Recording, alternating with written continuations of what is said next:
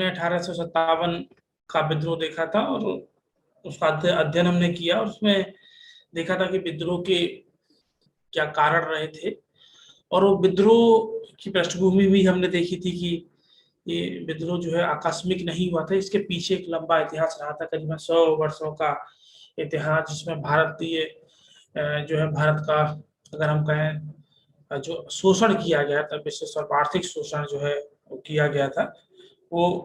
और उसके बाद में तात्कालिक परिस्थितियां क्या बनी, फिर उस विद्रोह का हमने प्रसार देखा था और परिणाम रहा कि विद्रोह क्यों असफल हो गया, और उसका महत्व देखा कि महत्व जो है भारतीय जो राजनीति, विशेष तौर पर जो हमारा जो आंदोलन था, स्वतंत्रता का आंदोलन था, उस पर कैसे ये प्रभाव पड़ा और कैसे ये एक प्रेरणा का स्रोत रहा। और आज के वर्तमान में भी हम देखते हैं कि जब भी कोई राजनीतिक घटना होती है तो 1857 के विद्रोह के जो हमारे हीरोज जो थे, जिनसे हम प्रेरणा लेते हैं, उनका भी जिक्र जो है कभी कभार आता है।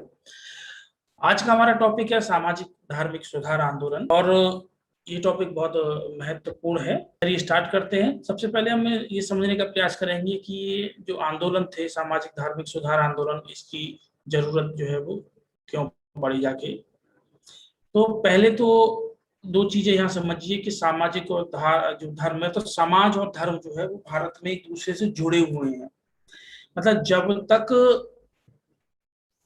जो है एक तरीके से ये कहें कि धर्म में अगर सुधार नहीं किए जाएंगे, तब तक जो है वो समाज में जो है वो परिवर्तन जो है वो नहीं हो सकते। क्योंकि हमारी जो बहुत सी जो सामाजिक मान्यताएं हैं, उनको जो एक तरीके से धर्म से उनको जोड़ा जोड़ा जोड़ा गया है।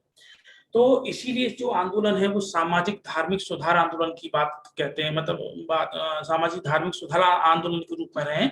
अगर कहने को तो हम सिर्फ समाज सुधार आंदोलन भी कह सकते थे, लेकिन नहीं, क्योंकि भारत की बहुत सारी ऐसी सामाजिक जो कृतियां हैं उनको धर्म का समर्थन मिला हुआ है, किसी भी तरीके से उनको मिला हो, तो इसी कारण जो है ये आंदोलन जो है सामाजिक धार्मिक सुधार आंदोलन के तौर पर ये रहे। अगर हम बात करें भारतीय अगर समाज की हम बात करें, तो आप लोगों ने जो है प्रथम सेमेस्टर और द्वितीय सेमेस्टर में जो है पढ़ा होगा कि भारतीय समाज के बारे में, अगर ऋग्वैदिक काल से देखें कि भारतीय समाज जो है कैसे कैसे एक दूसरे का संबंध रहा है, वो चीजें जो है थोड़ा सा हम देख लेते हैं। अगर हम वैदिक काल की बात करें, वैदिक काल के आखिर में ऋग्वैदिक काल की हम बात करें, तो वहां पर जो एक तरीके से दिव्य पुरुष से जो है एक तरीके से जाति व्यवस्था की उत्पत्ति मानी गई, और फिर उस जाति व्यवस्था की कठोर जो है वर्ण व्यवस्था की उत्पत्ति मानी गई, और फिर वर्ण से जो है वो जातियों का विकास हुआ, और जाति जो व्यवस्था है वो एक तरीके से जन्म आधारित जो है वर्ण व्यवस्था जो है जन्म आधारित जो है मान ली गई, और उस पर एक तरीके से धीरे धीरे करके वो कठोर होती गई, और व्यक्ति का सिर्फ अपनी जाति से ही जो है, मतलब उसकी जो पहचान जो थी उसकी जाति तक ही वो सीमित रही, और जो व्यवसाय जो होते थे वो भी एक तरीके से जातिगत हो गए। और सामाजिक जो व्यवस्थाएं थी, अगर हम बात करें गुप्त और उसके बाद की, देखते हैं कि कैसे जो है लोगों पर प्रतिबंध लगाई गई, वो अपनी सिर्फ जाति में ही शादी कर सकते हैं, अपनी जाति जो है इतर विवाह जो है वो नहीं कर सकते हैं, कैसे जो है खान पीन पर जो है वो प्रतिबंध लगाया गया, और एक क्षेत्र का व्यक्ति जो है दूसरे क्षेत्र से जो है वो उच्च माना गया, चाहे वो सेम जाति का क्यों ना। अगर हम बात करें तो एक जगह के ब्राह्मण जो है वो दूसरी जगह के ब्राह्मण तो उच्च माने गए, या जो है बहुत ज्यादा जो है एक तरीके से इन्होंने भारतीय समाज को जो है एक बैरियर का काम किया, एक दूसरे से जो है वो अलग रखने का भी इसने काम किया। फिर हम अगर मध्यकाल की बात करें, मध्यकाल में चूंकि में जो है मुगल जो है रहे, विशेष तौर पर की बात करें या मुगल की बात करें, तो वहां भी जो है भारतीय समाज से बिखरा हुआ और जातिगत व्यवस्थाओं में जो रहा, और वहां भी बहुत सारी कृतियां, विशेष तौर हम बात करें, चाहे बात करें या हम जो है जो जो शिशु हत्या जो है उसकी बात करें, महिला शिशु हत्या उसकी बात करें, जो है ये, लेकिन ये चीजें जो एक तरीके से उसमें नहीं हो गई।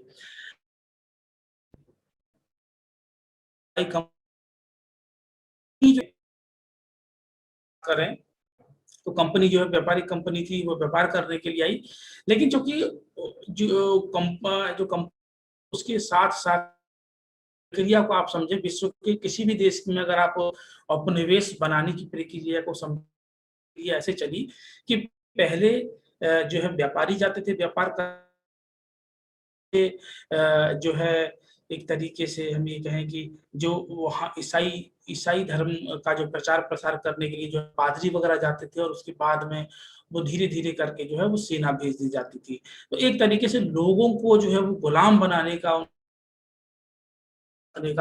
जो ये माध्यम था, पहले व्यापारी के तौर पर जो है, फिर उसके बाद में हम कहें तो एक तरीके आर्थिक तौर पर भी प्रभुत्व स्थापित करना है, सामाजिक तौर पर भी करना है, और राजनीतिक तौर पर भी प्रभुत्व स्थापित करना है। तो ये मैंने थोड़ा-सा आपको पृष्ठभूमि बताई कि कैसे करके ये प्रक्रिया जो है एक तरीके से रही।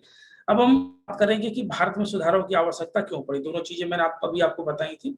तो क्योंकि इस समय तक आते-आते जो है 18वीं शताब्दी तक जो है, 19वीं शताब्दी तक भारत आते-आते समाज जो एक तरीके से जो है निष्क्रिय एवं शक्तिहीन हो गया था। क्योंकि जो जो निचली जातियाँ थी विशेष तौर पर, उनमें एक तरीके से समाज बिल्कुल निष्क्रिय था, शक्तिहीन अवस्था में था, मतलब उनके समाज के स्तर पर किसी भी तरह का कोई मतलब नहीं था। दूसरा, चूँकि अंग्रेज भारत में आ चुके थे और अपना ईसाई धर्म का वो प्रचार कर रहे थे, तो और जाति प्रथा की जो समाज में जो जो प्रथा समाज में जो थी, उसके कारण जो निम्न वर्ग के जो लोग थे, उनमें जो है उच्च वर्ग के या जो प्रति एक तरीके से हम ये कह सकते हैं कि घृणा, उनके प्रति जो एक द्वेष की भावना थी, उसका कारण यही था कि जो उच्च वर्ग के जो लोग थे, उनके साथ अनुचित व्यवहार और जो छुआ-छूत की जो समस्याएँ जो समाज में खड़ी की गई थी। और समाज का जो जो निम्न तबका था, वो आर्थिक जो है अपने सामाजिक एवं आर्थिक सम्मान जो है सामाजिक सम्मान के लिए, आर्थिक सुविधाओं के लिए ईसाई धर्म को जो है वो धीरे-धीरे जो है वो स्वीकार करने लगा था। क्योंकि ये हम देखते हैं कि जब भी किसी व्यक्ति को अगर धर्म परिवर्तन किया जाता है, तो विशेष तौर पर उसको ये आर्थिक लोभ उसको ये दिया जाता है कि हम आपकी आर्थिक तौर पर सहायता करेंगे, आपको जो है आपके बच्चों को अच्छे स्कूल में पढ़ाएँगे। जैसे हम नॉर्मली देखते हैं कि ईसाई जो है कुछ समय करीबन 20-25 साल पहले भी ये प्रक्रिया जो है एक तरीके से भारत में जब आए, तो भारत में अधिकांश जो जनजातीय जो लोग थे, उनको जो है एक तरीके से उनको जो है वो ईसाई बना दिया गया था। और विशेष तौर पर मध्य प्रदेश के जो जनजातीय क्षेत्र का इलाका है, हम बात करें या जो उत्तर पूर्व की जो जनजातियाँ उनकी बात करें, तो उनको जो है वो धीरे-धीरे करके जो है इनको ईसाईयत में कन्वर्ट कर। तो समाज जो है एक तरीके से काफ़ी तरीके से विभक्त था। निचली जातियाँ जो जो थी एक तरीके से अपने सामाजिक सम्मान, आर्थिक सुविधा के लिए ईसाई धर्म को स्वीकार कर रही। तो ऐसे में जो प्रबुद्ध जो भारतीय जो पढ़े-लिखे थे, और जो विशेष तौर पर हम बात करें जो जो है एक तरीके से सामाजिक सुधार की उनके द्वारा एक तरीके से ये प्रयास किया गया, और हिंदू धर्म और समाज की रक्षा के लिए उन्होंने उनको एक तरीके से सुधार की आवश्यकता हुई। तो ये समाज सुधार जो है विशेष बात करें उनकी स्थिति में जो अगर हम बात हुँ। तो जैसे महिलाओं की बात करें, महिला जो हैं वो प्राचीन काल से ही तरीके से उनके साथ द्वयामी दर्जे का व्यवहार रहा है। पर्दा प्रथा, बाल विवाह, शिक्षा, और हम बात करें संपत्ति के जो अधिकार हैं वो ना मिलना, एक तरीके से संपत्ति के अधिकारों में असमानता, बहुपत्नी प्रथा, विधवा जो है उनको एक तरीके से विधवा विवाह का अधिकार ना होना, और सती प्रथा। तो ये बहुत सारी जो प्रथाएँ रही थी, उनमें एक तरीके से जो है वो सुधार करने का इनमें प्रयास किया गया। अब हम शुरू करते हैं कि कैसे तरीके से जो आंदोलन जो हुआ सामाजिक धार्मिक सुधार आंदोलन, तो ये जो आंदोलन था एक तरीके से जो सांस्कृतिक औपनिवेशिक सांस्कृतिक प्रभुत्व और भारतीय जो संस्कृति थी, उसकी औपनिवेशिक जो संस्कृति आई थी, उससे पराजित होने की चेतना तो साथ-साथ थी ही थी, लेकिन जो परंपरागत भारतीय समाज और जो सांस्कृतिक जो व्यवस्था थी, उसके जो कमज़ोर पक्ष थे, उनके विरुद्ध भी तो एक तरीके से ये संघर्ष था। क्योंकि चूँकि जो भारतीय जो प्रबुद्ध भारतीय, जो पढ़े-लिखे जो भारतीय थे, वो ये समझ रहे थे कि अगर अगर जो जो ब्रिटिश जो लोग आए हैं, चूँकि उनकी संस्कृति जो थी, क्योंकि अगर हम बात करें ब्रिटेन में पुनः जो है यूरोप में पुनर्जागरण आ चुका था, तो उनमें एक तरीके से नई चेतना उनके अंदर आ चुकी थी। और वो लोग एक तरीके से हम ये कह सकते हैं कि नए विचार हैं, तर्क शक्ति के आधार पर जो है किसी भी मान्यता को स्वीकार करते थे या अस्वीकार करते थे। लेकिन भारत में ऐसा नहीं था। तो एक तरीके से भारतीय जो लोग थे उनके अंदर दो तरह की भावनाएं उनके अंदर जो है एक तरीके से दो तरह के विचार उनके अंतर्गत आए। अगर ऐसे ही जो है भारत में ब्रिटेन की जो संस्कृति जो है जो यूरोप की होती रही, तो प्राचीन जो परंपरा है वो क्या होगी, वो पराधीन धीरे करके जो है अपना धर्म को छोड़कर ईसाई जो धर्म और संस्कृति जो है उसको अपना लेंगे। दूसरा, वो ये भी मानते थे कि हमारी जो संस्कृति है उसका पराजय का कारण यही है कि इसमें जो इतनी सारी बुराइयां हैं, उन बुराइयों को जब तक दूर नहीं किया जाएगा तब तक जो है लोगों के संस्कृति के प्रति सम्मान और वो सारी चीजें जो है नहीं आएंगी। तो नेक्स्ट पॉइंट है संस्कृति का विदेशी शक्ति द्वारा पराजित होने की चेतना के चलते जो है नई जागृति। भारतीय सामाजिक ढांचे और सांस्कृतिक दुर्बलता की वजह से भारत को उपनिवेश में बदल दिया है। तो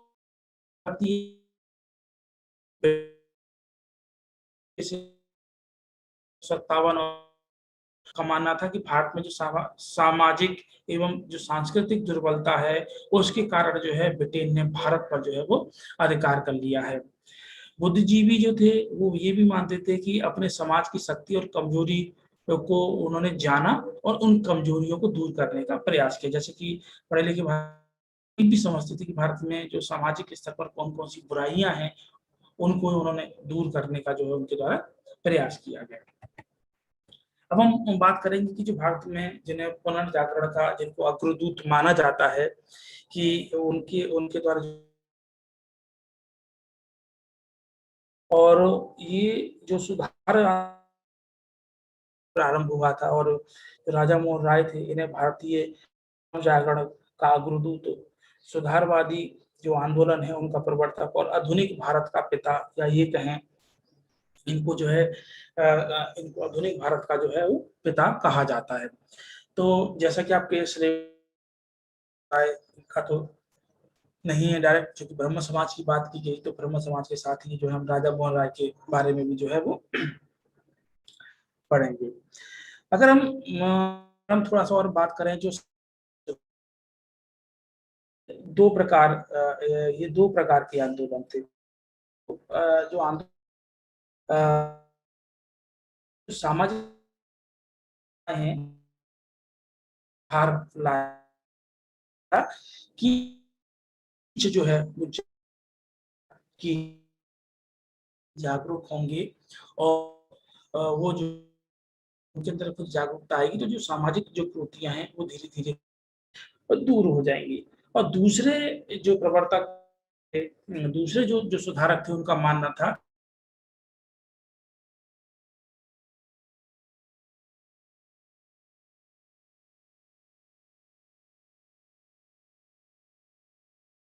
उसके दो रूप।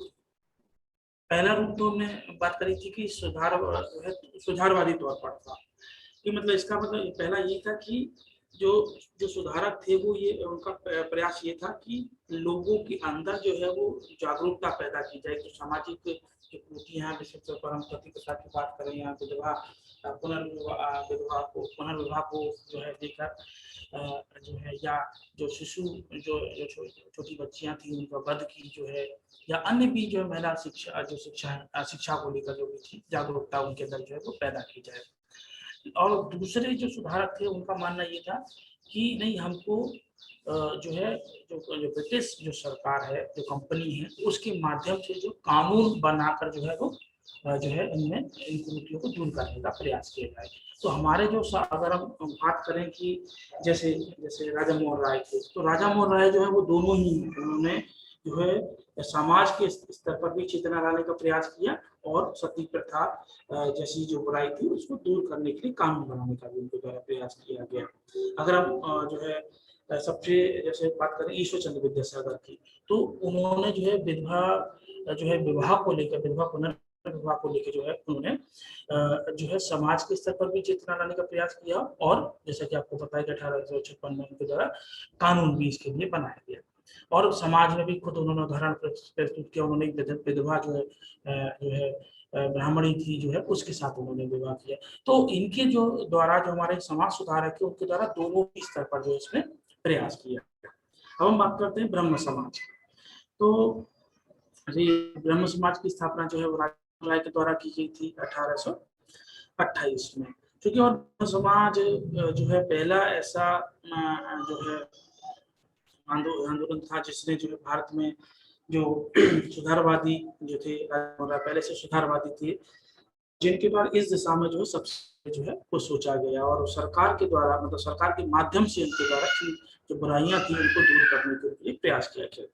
इनका आधार जो था वो तर्क शक्ति, वेद और उपनिषद था। तो इन्होंने जो है जो तर्क शक्ति के आधार पर, मतलब जो है तर्क शक्ति का मतलब आप सोचते हैं कि किसी भी चीज को पूर्ण विचार के पूरी तरह से विचार करने के आधार पर उसको अपनाना कि क्या सही है क्या गलत है। दूसरा, इन्होंने जो भी चीजें अपनाई वो अपने जो हमारे जो वेद हैं और उपनिषद हैं उनके आधार पर इन्होंने जो है अपनाई। उन्होंने कहा कि जब ये चीजें हमारे वेदों में और उपनिषद में नहीं है, या इन्होंने ये कहा कि जो है स्त्री शिक्षा के प्रति जो है या जो है सती प्रथा के प्रति जो है हमारे वेदों में नहीं कहा गया है। तो उन्होंने वेदों के आधार पर जो है उन चीजों को नकारने का प्रयास किया गया। तो इन्होंने जो अपनी जो जो जो जो शिक्षाएं थी, या ये कहें कि जो सुधार का जो काम है वो वेदों और को ध्यान में रखकर इनके द्वारा किया गया।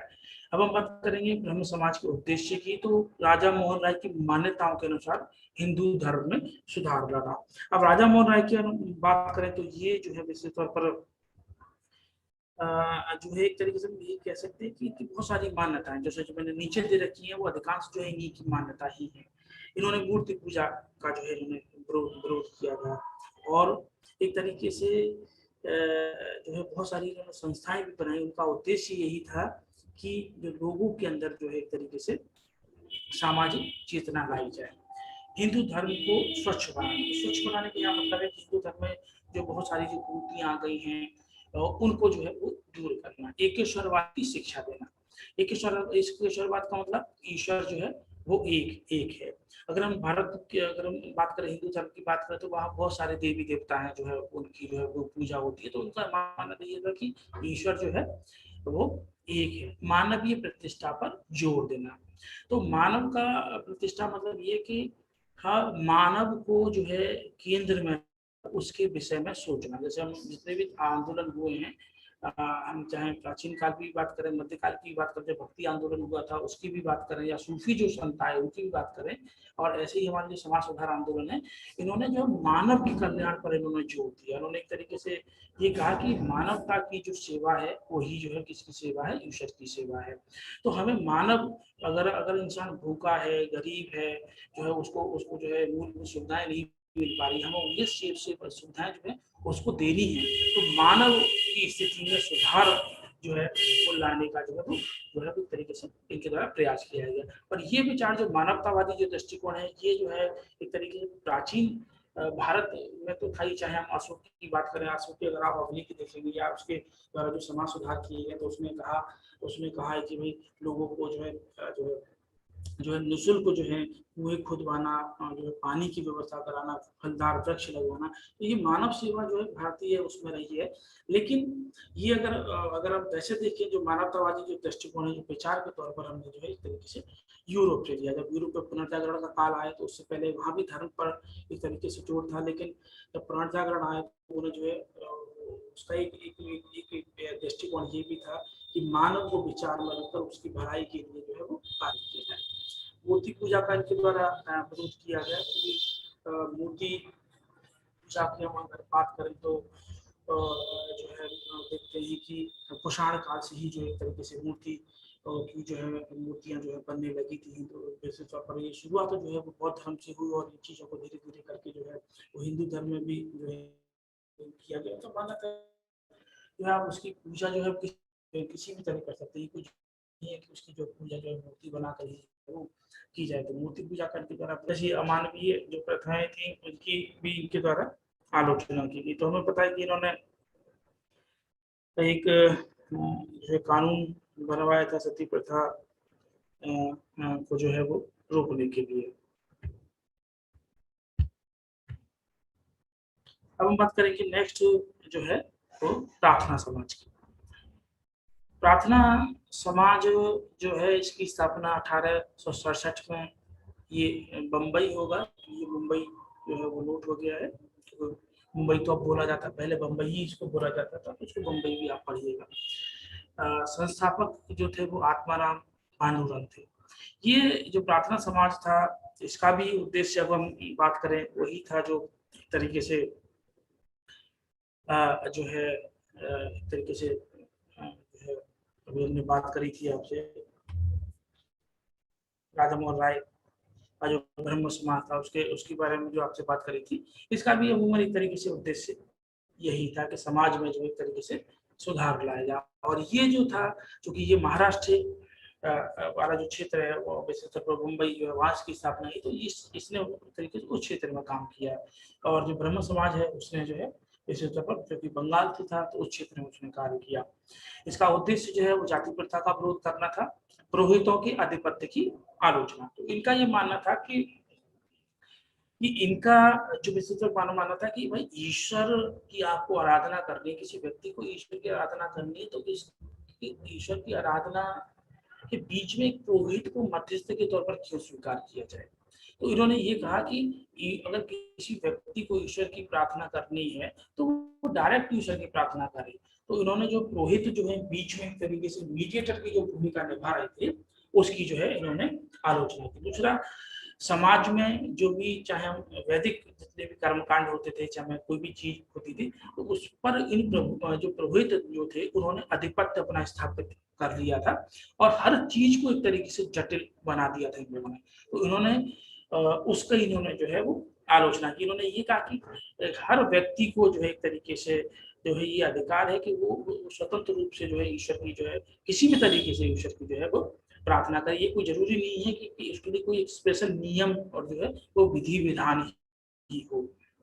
दूसरा, तीसरा जो है पुरुष और स्त्री की विवाह की आयु को बढ़ाना, क्योंकि हम जानते हैं कि भारत में जो प्राचीन काल से ही जो है वो बाल विवाह की जो है वो परंपरा जो है उत्तर वैदिक काल के बाद जो है और वो उसके बाद जो है वो शुरू हो गई थी।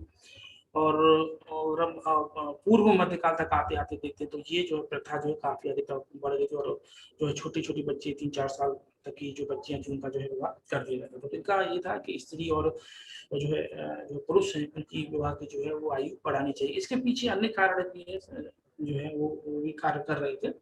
विधवा पुनर्विवाह और अंतरजातीय विवाह को उनके द्वारा बढ़ावा देने का प्रयास किया गया। अगर हम विधवा पुनर्विवाह की बात करें, अन्य जितने भी हैं वो भी इस दिशा में प्रयास कर रहे थे। और ऐसी अंतरजातीय विवाह इनका ये मानना था कि अभी जो विवाह है भारतीय समाज की हम बात करें, आज के समाज की बात करें तो अधिकांश जो विवाह होते हैं वो अपने जो है वो जाति के अंतर्गत ही होते हैं। तो इनका है कि जो विवाह जाति से बाहर भी जो है वो चाहिए। तो उसका उद्देश्य पीछे यही था कि जाति व्यवस्था जो कठोर जो जाति व्यवस्था उसकी बेड़ियां जो है उनको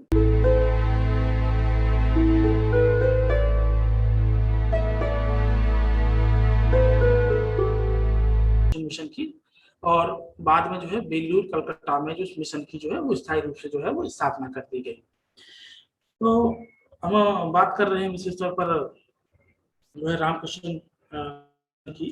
तो जो है विवेकानंद के को लोग जानते ही है और विशेष तौर पर इनको 1893 का अमेरिका के शिकागो में जो प्रथम जो सम्मेलन हुआ था उनके द्वारा एक ओजस्वीपूर्ण जो है उनके द्वारा जो भाषण दिया गया था उसके संदर्भ में। अब हम जो रामकृष्ण मिशन था उसके अगर उद्देश्यों की बात करें तो सभी धर्मों की बुनियादी एकता पर उनके द्वारा जोर दिया गया तथा विभिन्न धार्मिक बातों में एक संकुचित दृष्टिकोण की उनके द्वारा निंदा की गई। इन जो रामकृष्ण मिशन जो था या ये कहें कि ये जो मिशन था वो स्वामी जो विवेकानंद थे उनके जो गुरु जो थे रामकृष्ण परमहंस जो है उनकी विचारधारा जो है एक तरीके से उस पर ही आधारित है। इनका ये मानना था कि सभी धर्म चाहे कोई भी धर्म हो उनमें एक बुनियादी जो है वो उसमें कुछ बुनियादी चीजें होती हैं या ये कहें कि उनके तरह बुनियादी एकता जो है विद्यमान होती है। और इन्होंने जो धर्म है, एक तरीके से धर्म के जो संकुचित जो है दृष्टिकोण है, उसकी जो है उनके द्वारा निंदा की गई। जैसे हम अगर धर्म का, अगर छोटी सी धर्म की बात करें तो धर्म का जो मतलब होता है वो धारण करना होता है। अब धर्म जो है, अगर हम बात करें मनुष्य स्मृति में जो है धर्म के 10 लक्षण बताए गए, जैसे कि दान है, दया है, जो है उनके दान, दया, दान किसी को दया, दान, दया, क्षमा, इस तरीके के जो लक्षण बताए गए हैं वो बताए गए हैं।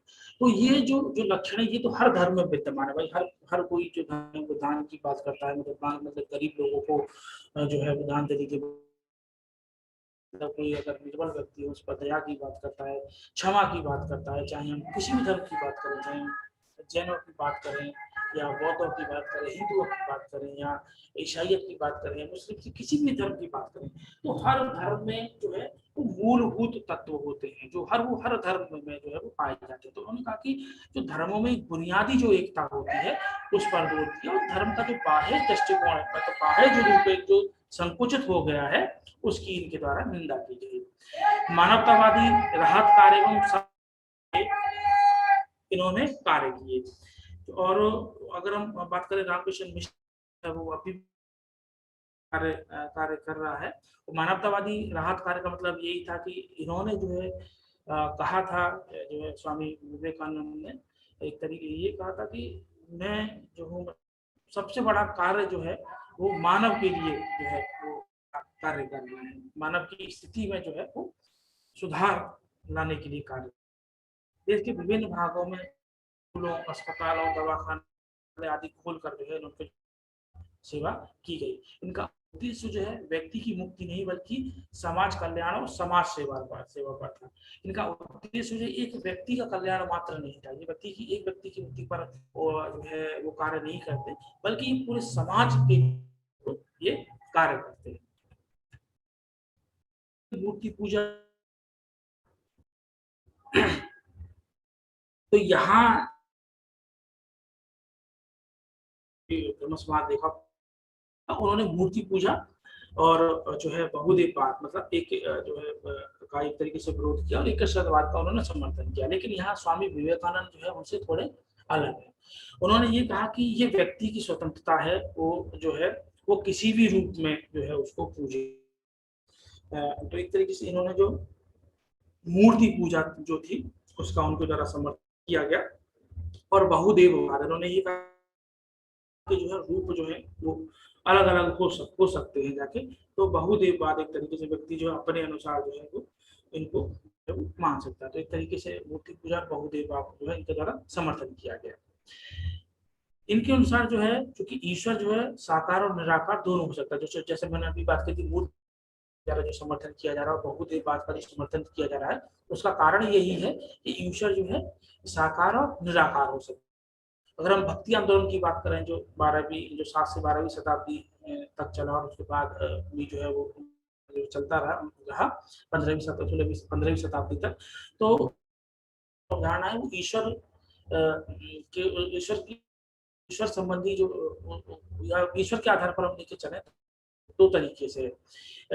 जो साधु संत हैं, ईश्वर जो क्या है निर्गुण, हम कबीर को रख सकते हैं और सर पर नानक है, जो है जो भक्त सूरदास की बात करें या अन्य की बात, चैतन्य महा, तो उनका मानना है वो सगुण है, मतलब साकार है। अगर हम पहले हम निराकार वालों की बात करें तो उनका मानना है कि ईश्वर का कोई जो है उसका कोई रूप नहीं है, ना कोई उसके अंदर कोई विशेषता है। और ये जो निराकार वाले थे वो ध्यान, मतलब एक तरीके से ध्यान पर जो ज्यादा ये लोग जो है बल देते थे। दूसरे जो साकार वाले हैं जिनमें हम कृष्ण की बात करें, जो कि वो सॉरी मीरा की बात करें जो कृष्ण की भक्ति पर जो थी, सूरदास की बात करें या चैतन्य महाप्रभु की बात करें, तो इन लोगों ने जो है ईश्वर को क्या माना था, साकार माना था। तो इन्होंने ये मानते हैं कि ईश्वर जो है उसकी कुछ ईश्वर में मतलब निश्चित उसका रूप होता है, उसकी एक विशेषता होती है। दूसरा, वो अपने भक्तों की संतुष्टि के लिए ये समय समय पर जो है वो पृथ्वी पर क्या होते हैं, वो अवतरित होते हैं।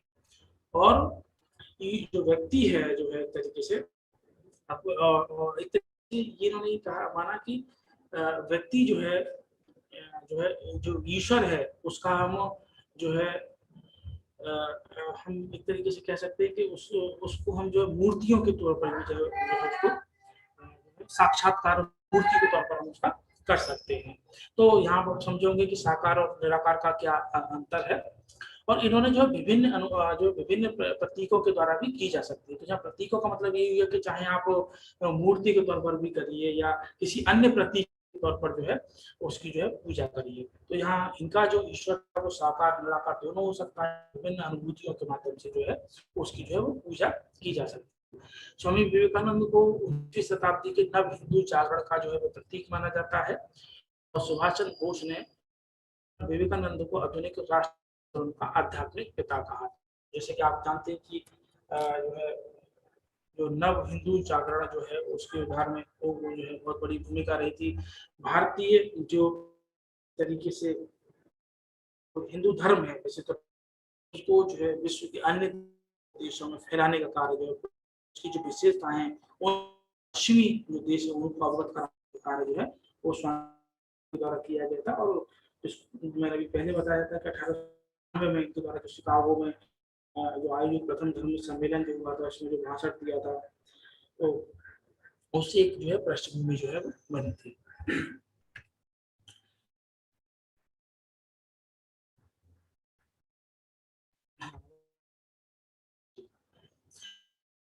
की स्थापना जो है वो 75 में बम हुई थी और बाद में 1800 में जो है इसका मुख्यालय वो है लाहौर में ले जाया गया। तो इसका मुख्यालय जो है बाद में कहाँ स्थापित हुआ था वो लाहौर में हुआ था। आर्य समाज के जो संस्थापक थे वो थे और उनके बचपन का नाम मूलशंकर था। स्वामी पूर्णानंद ने इन्हें किया था वो मूलशंकर का वास्तविक नाम था। लेकिन जब ये स्वामी पूर्णानंद से जो मिले थे तो उन्होंने इनका जो नाम जो था वो नयानंद दिया। इनके गुरु का नाम स्वामी ब्रजानंद।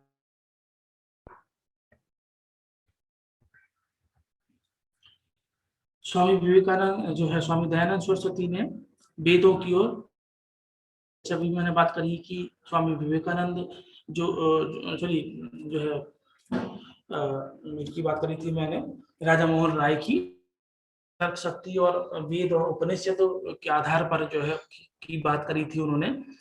ऐसे ही इन्होंने जो वेदों की और लोटों का जो नारा दिया था उन्होंने वेद में जो लिखा गया है वही वास्तविकता में हमारा जो धर्म और जो हमारा जो समाज है वो है। और उसके बाद में अन्य जो चीजें उसके अंदर जो ऐड की गई हैं जो है वो एक तरीके से उन्होंने ही जो है समाज में जो कुरीतियों को बढ़ावा दिया है। छुआछूत जाति प्रथा का जो है इनके द्वारा विरोध किया गया लेकिन जो है इन्होंने समर्थन किया। तो यहाँ ये इन्होंने वर्ण समर्थन किया है लेकिन और जाति प्रथा का इन्होंने विरोध का कारण यही था जो वेद की और जो उसको ये पूरी तरीके से जो है नकार देते हैं। अगर वर्ण व्यवस्था की बात करें तो वर्ण व्यवस्था में जो वेद में जो है ऋग्वेद में जो है उसके जो 10वें जो है एक वर्ण व्यवस्था दैवीय उत्पत्ति गई है। तो इसी कारण जो वर्ण व्यवस्था का समर्थन करते हैं और लेकिन जो है छुआछूत और जाति व्यवस्था का ये क्या करते हैं विरोध करते हैं। उसका कारण ये है कि ये जो है बाद में आई हमारे समाज पर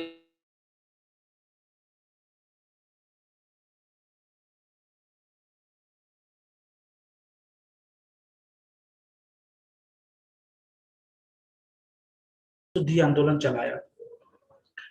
तो शुद्धि आंदोलन की हम बात करें कि जो भारतीय अपना धर्म परिवर्तन कर चुके थे जैसे कि चाहे वो उन्होंने मुस्लिम धर्म स्वीकार किया हो या ईसाई धर्म उन्होंने स्वीकार कर लिया हो तो उनको जो है वापस हिंदू धर्म में लाने के लिए जो है वो शुद्धि आंदोलन। ऐसे पहले व्यक्ति थे जिन्होंने स्वराज शब्द का प्रयोग किया। हम बात करें स्वराज जो है जब बंगाल जब विभाजन के विरोध में जो है आंदोलन जब स्वदेशी आंदोलन चल रहा था जब स्वराज जो है उसके लिए प्रस्ताव पारित हुआ था तो स्वराज शब्द जो है एक तरीके से वो पहली बार जो है इनके द्वारा प्रयोग जो है वो किया गया था। ये पहले ऐसे व्यक्ति थे जिन्होंने बताया कि विदेशी वस्तुओं का बहिष्कार करना चाहिए और भारत में बनी हुई और स्वदेशी वस्तुओं का प्रयोग करना चाहिए। तो ये जो दो शब्द आप देख रहे हैं कि अभी जो इनका इस्तेमाल जो है स्वामी दयानंद सरस्वती कर रहे हैं, और ये चीज जो है इसके भी करीबन 20-25 साल 30 साल बाद आप देखेंगे जब स्वदेशी जब आंदोलन होगा उसमें कैसे इन चीजों का जो है इस्तेमाल किया जाता है। ये पहले व्यक्ति थे जिन्होंने हिंदी को राष्ट्रभाषा के रूप में स्वीकार किया। 1882 में एक गौरक्षा समिति बनाई थी इनके द्वारा, मतलब गाय की रक्षा के लिए, और बाद में जो है वैलेंटाइन जो शिरोल थे उन्होंने इनको जो भारतीय अशांति का जन्मदाता जो है वो माना है। क्योंकि भारत में एक तरीके से ये कहें कि जो ये आंदोलन था और जो समाज जो है आंदोलन था, एक तरीके से पुनरुत्थानवादी आंदोलन था। इसने जो हिंदू धर्म है और हिंदू समाज जो है उसको पुनर्स्थापित करने का जो है वो कार्य किया। तो एक तरीके से आर्य समाज जो है उसको पुनरुत्थानवादी आंदोलन भी जो है वो उसको कहा जाता है। अब हम बात करेंगे इसका जो आर्य समाज था उसका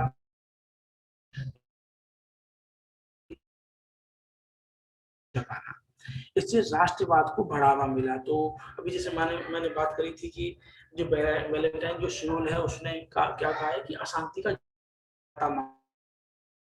भारत आत्मसम्मान और स्वावलंबन की भावना जो है वो जगाने का इनके द्वारा कार्य किया गया है।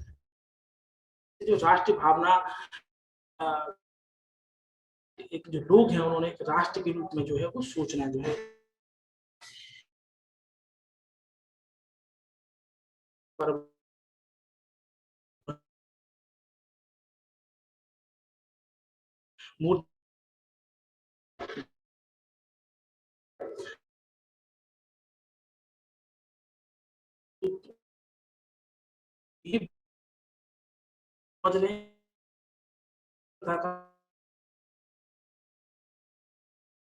इनका मानना ये जो वेदों से इतर जो है वो ब्राह्मण जो है वो उनकी व्याख्या की गई है। तो उन्होंने कहा था, इन्होंने ये माना कि जो वेदों से इतर जो है जो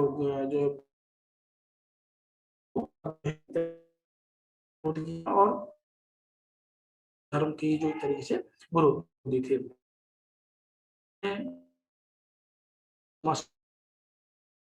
विश्वासों से लोगों को इन्होंने हटाया। तो मानना यही था कि जैसे बात करें ब्रह्म समाज स्वामी विवेकानंद की जो मनुष्य मूल केंद्र में रहा, जो पारलौकिक उनको उन्होंने मनुष्य को रखकर और चिंतन जो थी उनको प्रयास किया अध्ययन का जो इस दौरान जो है उसका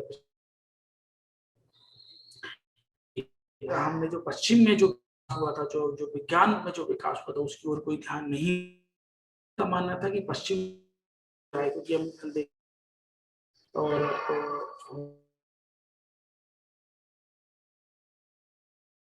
औद्योगिक क्रांति जो शुरू होती है प्रक्रिया तो वो पहले शुरू हो जाती है औद्योगिक क्रांति की, लेकिन उसके द्वारा जो औद्योगिक क्रांति से पहले जो वहाँ वैज्ञानिक आविष्कार हो रहे थे और उसके कारण जो औद्योगिक क्रांति आई तो उनका मानना ये था कि भारतीय जो लोग हैं उनको पश्चिमी वो क्या करना चाहिए, वो करना चाहिए। नेक्स्ट हमारा फिलोसॉफिकल, इसकी न्यूयॉर्क शहर में हुई थी। के जो संस्थापक थे वो रूसी महिला HP ब्लावात्स्की और एक अन्य अमेरिकी जो सैनिक अफसर कर्नल MS ऑलकॉट। तो ये दो जो थे वो एक तरीके से विदेशी थे, रूसी महिला थी, एक अमेरिकी सैनिक अफसर थे। इन्होंने जो है थियोसॉफिकल सोसाइटी की जो है वो स्थापना की और 19 में थियोसॉफिकल जो सोसाइटी थे उसके जो संस्थापक जो हैं वो कहाँ आए, भारत में आए। और 1882 में मद्रास के पास अडयार में इनने अपना जो है मुख्यालय स्थापित किया। तो ये जो अभी जो स्थापना न्यूयॉर्क में हुई थी तो इसका जो अंतर्राष्ट्रीय मुख्यालय जो है वो मद्रास के पास जो है अडयार में जो है वो शिफ्ट कर दिया गया। 1907 में एनी बेसेंट थियोसॉफिकल सोसाइटी की अध्यक्ष बनी और उन्होंने जो है कहा इंडिया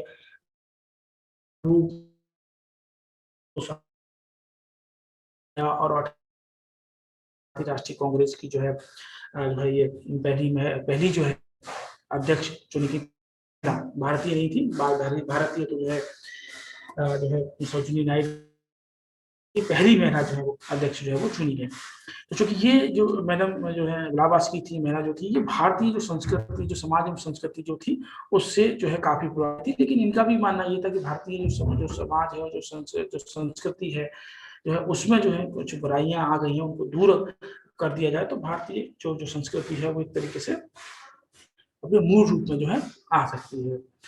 इनका जो उद्देश्य यही था कि प्राचीन हिंदू धर्म के जो है प्राचीन हिंदू धर्म में जो है लोगों के आत्मविश्वास को जगाना और बढ़ाना। तो चूंकि अभी तक हम इनका भी यही मानना था कि भारतीय जो संस्कृति में जो आडंबर आ गए वो जो है मतलब नहीं थे, तो उन्होंने ये कहा प्राचीन भारतीय जो संस्कृति में लोगों को जगाना, क्योंकि लोग ये भावना जो है घर करती जा रही थी, भारतीय है और वो धीरे जो है होता जा रहा था। सेवा का आधार थी कि चाहे विवेकानंद की और जो राजा मोहन राय की भी बात जो है, समाज जो है धर्म को क्या बनाया था, आधार बनाया गया।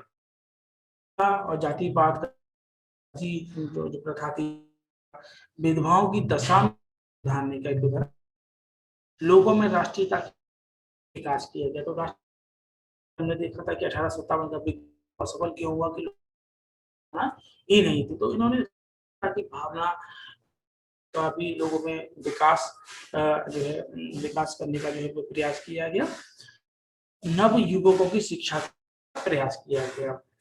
एनी बेसेंट ने सबसे पहले बनारस में 1898 में सेंट्रल हिंदू कॉलेज की स्थापना की गई और इसी कॉलेज को मदन मोहन मालवीय 1916 में बनारस हिंदू विश्वविद्यालय के रूप में विकसित किया था, जिसको हम आज BHU के तौर पर जानते हैं। उसकी जो नींव जो थी उसको एक कॉलेज के रूप में जो 1898 में जो है सेंट्रल हिंदू कॉलेज के रूप में एनी बेसेंट ने रखी थी और 1916 में मदन मोहन मालवीय जी ने जो है उसको बनारस हिंदू विश्वविद्यालय के तौर पर जो है उसको विकसित किया था।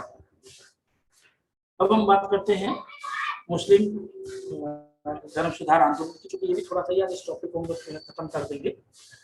मुस्लिम जो है सुधार आंदोलन, मुसलमान में अगर हम बात करें जो नवजात आया था, मतलब उनकी जो है सुधार की बात करें, जो सामाजिक धर्म सुधार की बात करें, तो वो हिंदुओं की अपेक्षा जो है वो बाद में आया था। तो उसके कारण जो है अगर बात करें तो वो कारण यही था कि जो मुस्लिम हमेशा अपने आप को भारत के जो है वो समझते रहे, खासकर अंग्रेजों के खिलाफ जिन्होंने राजनीतिक सत्ता जो है उनसे छीन ली। 1857 की हम बात करें कि 1857 के बाद जो है एक तरीके से ब्रिटिश जो मुगल साम्राज्य जो है पूरी तरीके से समाप्त कर दिया गया, तो मुस्लिम जो है अपने आप को क्या समझते थे, शासक समझते थे और खासकर किसके खिलाफ, अंग्रेजों के खिलाफ, जो जिन्होंने जो है भारतीय में जो सत्ता जो उनके हाथ में थी वो उनसे छीन ली थी। 18 के विद्रोह के बाद अंग्रेजों ने मुस्लिम विरोधी नीति अपनाई, उससे मुसलमानों में अंग्रेजी विरोधी भावनाएं भी जो है वो पनपी। जैसे बताया था कि आपको 1857 के विद्रोह का सबसे बड़ा कारण किसको माना गया, मुसलमानों को माना गया। तो जो ब्रिटिश कंपनी थी उसने जो मुसलमानों के प्रति क्या अपनाई, उसने मुसलमान विरोधी जो क्या अपनाई थी, नीति अपनाई थी। तो इस मुसलमान विरोधी नीतियों से उनको समाज की बात करें, धर्म की बात करें या हर क्षेत्र की बात करें, एक तरीके से उनको जो है बहिष्कृत कर दिया गया। तो इससे मुसलमानों के अंदर भी जो है अंग्रेजी विरोधी भावनाएं जो है वो उनका भी जो है विचलन हुआ। मुस्लिम भारत में अंग्रेजों द्वारा लाई गई जो नई संस्कृति और शिक्षा के संपर्क से जो है वो बचते रहे और प्राचीन जो उनका इस्लाम था, उनका जो प्राचीन जो इस्लाम था जो है वो क्या रहे, उससे जुड़े रहे। तो एक तरीके से ये चूंकि अपने आप को अभी तक जो है शासक रहे थे और अंग्रेज विरोधी भावना इनके भी के अंदर जो पनपी, तो ये हमेशा जो ब्रिटेन जो यूरोपीय जो संस्कृति थी, जो नई संस्कृति, जो शिक्षा जो आई भारत में, उसका जो ये क्या करते रहे, उससे बचने का जो है पूरी तरीके से प्रयास करते रहे। 19वीं शताब्दी तक उच्च वर्ग की पश्चिमी शिक्षा और संपर्क से बचने की जो है हमेशा जो है वो कोशिश एक तरीके से। अब हम बात करें जैसे भारत में जो है सामाजिक धार्मिक सुधार आंदोलन की शुरुआत जो है वो बंगाल से हुई, ऐसे ही मुस्लिम्स में भी जो है वो बंगाल से ही। तो पहले इन्होंने इनको जो बंगाल में मुस्लिम पुनर्जागरण का जो है वो पिता कहा जाता है। जैसे भारत में राजा मोहन राय को जो है वो जो है हिंदू पुनर्जागरण का जो पिता कहा जाता है। वही भारत का हम बात कर रहे थे आपसे जो है उनको आधुनिक भारत का पिता कहा जाता है, नवजागरण कहा जाता है। ऐसे ही अब्दुल लतीफ को जो है वो मुस्लिम के लिए इस्तेमाल किया जाता है। 1863 में कलकत्ता में इन्होंने जो है मोमडन लिटरेरी सोसाइटी की स्थापना की, जिसका उद्देश्य शिक्षा के संबंध में ही था। अब हम बात करते हैं सर सैयद अहमद खान के बारे में। जो अलीगढ़ जो इनका आंदोलन जो था वो अलीगढ़ विचारों से काफी प्रभावित और जीवन भर इस्लाम का तालमेल जो है कराने का जो प्रयत्न करते थे। इनका था कि जो इस्लाम की जो विचार और जो आधुनिक वैज्ञानिक के साथ जो है वो तालमेल किया जाए। इस्लाम की जो प्रमाणिक पुस्तक जो है आप जानते हैं वो कुरान है। तो कुरान की जो एक तरीके से जो उसमें कहा गया है उनके साथ जो है ये प्रयास किया गया है। ये प्लीज ये जिसका माइक ऑन है वो ऑफ कर दे अपना माइक।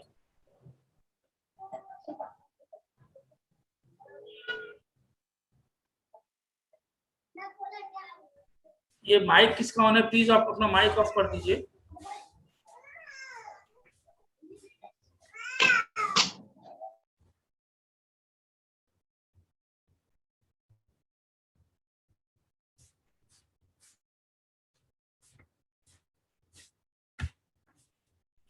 मुसलमानों का धार्मिक और सामाजिक जीवन आधुनिक विज्ञान और संस्कृति सकता है।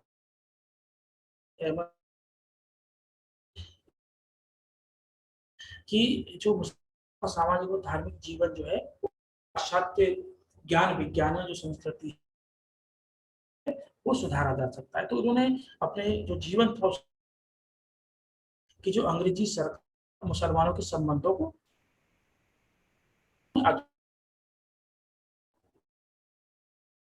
का जो है वो माना गया, जो मुसलमानों को माना गया, और उसके बाद से मुसलमान और अंग्रेजों के जो संबंध जो खराब हुए थे उन संबंधों को ठीक करना। और अभी तक जो मुस्लिम जो लोग थे वो पाश्चात्य जो है और जो विचार एक तरीके से बचते आ रहे उन्हीं जो शिक्षा जो थी उसका इनके प्रचार प्रसार करना।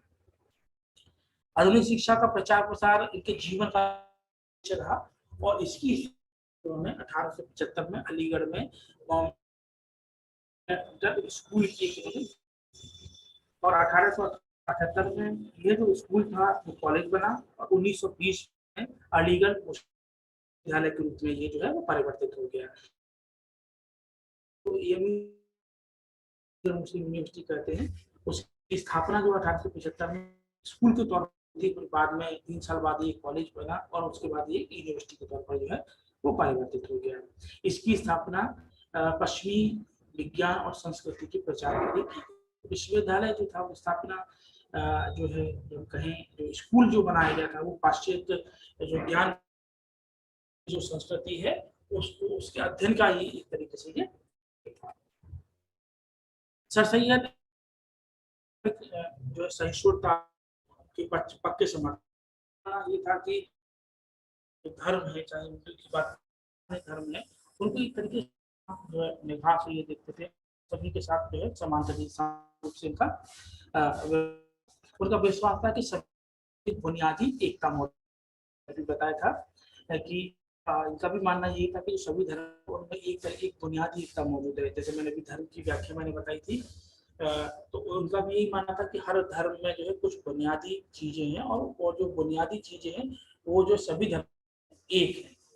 धर्म व्यक्ति का अपना निजी मामला है और तो व्यक्तिगत संबंधों में धर्म और धार्मिक कट्टरता की इनके द्वारा निंदा की गई। तो उनका ये मानना था कि जो धर्म है वो व्यक्ति का क्या है निजी मामला है और जो है जो व्यक्तिगत संबंधों में जो व्यक्ति को धार्मिक जो है वो नहीं होना चाहिए, मतलब उसकी जो विचारधारा धार्मिक स्तर पर जो है वो रिजिड नहीं होनी चाहिए। वो सांप्रदायिकता के विरोधी थे और हिंदू मुस्लिम एकता का जो है उनके द्वारा समर्थन किया गया। सर सैयद अहमद खान ने कांग्रेस की स्थापना का विरोध किया और इसके विरोध में 1888 में यूनाइटेड इंडिया पैट्रियोटिक एसोसिएशन की, मैंने जब 1857 का विजय थे तो मैंने आपको भी ये चीज भी बताई थी कि बाद में जो है, चूंकि अभी तक ये जो है मुस्लिम एक तरीके से सांप्रदायिकता का विरोध, लेकिन चूंकि जो अंग्रेज थे उन्होंने एक तरीके से इनका जो इस्तेमाल जो किया था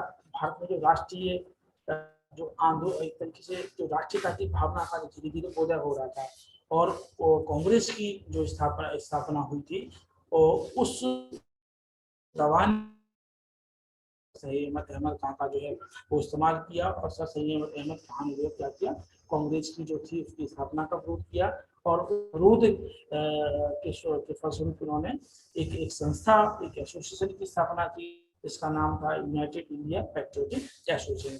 अपने विचारों के लिए उन्होंने एक पत्रिका निकाली थी, उस पत्रिका का नाम था तहजीब उल अखलाक। तो ये पत्रिका जो थी उनका जो है प्रचार प्रसार करती थी।